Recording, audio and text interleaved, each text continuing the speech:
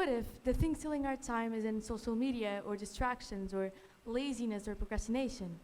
What if it's actually the act of being afraid? If you ever thought about that, when you're afraid of the future choosing, you tend to close yourself in. And then, if you're afraid of failing and having bad grades, you stop trying. If you're afraid that you might be judged, you change the way you act. And if you're afraid that your dreams may not be accomplished, you stop dreaming them. Have you noticed a pattern here? Every time you are afraid, you change the way you act. In 2023, I went to Disneyland, and I was really scared of all the rides. One specific ride was Space Mountain. I was in line with my friends, but the only thing I heard were screams, and that really frightened me, so I got out of line. When I went back home, I really regretted my decision. I was really lucky to go back to Disneyland in 2024 and realize that that ride was actually really cool. But what if I never went back? Would I have spent the rest of my life wondering how that experience may feel? This may have happened to you too. Maybe one day you were in class and your teacher asked a question, which you thought of an answer to, but you weren't quite sure if it was right or wrong. So you didn't say anything because you were afraid of being judged. So when the teacher revealed the correct answer, the answer you thought of was actually correct. But you didn't say anything because you were afraid of being judged. So now you don't have participation points and the teacher doesn't know that you know the subject.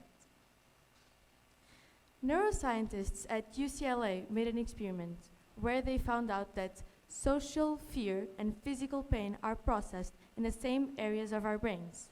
So every time you are afraid of being judged or speaking up in front of anyone, your brain is sending a red alert as if you're about to get punched. My point is, you can be afraid of anything you want, like spiders and snakes and clowns, but you should never fear an experience that might bring you joy, or that somebody may judge you, especially that somebody may judge you. Because every time someone looks at you, they're probably not even thinking about you, because everyone is so consumed about their own mistakes that they don't have time to judge yours. I want you to, for the next couple of seconds, think about something that you didn't do in the last couple weeks that you now regret. I don't want to bring that feeling of regret back to you, but I want you to know that many people chose not to feel that regret. They chose to risk it. Tim Berners-Lee once had an idea which no one thought was capable of happening, but now we have the web.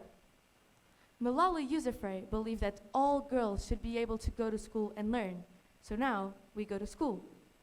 Nelson Mandela proved that the only way we can change the world is by the risk of speaking up. What if these 3 people didn't risk it? What if they heard others' thoughts about their ideas? Maybe we still wouldn't have a place to connect, to search, and to learn. Maybe millions of girls still wouldn't be able to attend school. Maybe racism in South Africa would be even more deep. But they risked it, and so should you. To conclude my TED Talk, I want you to stay with a phrase. It is better to risk it than to spend the rest of your life wondering how it would be. Thank you for your time.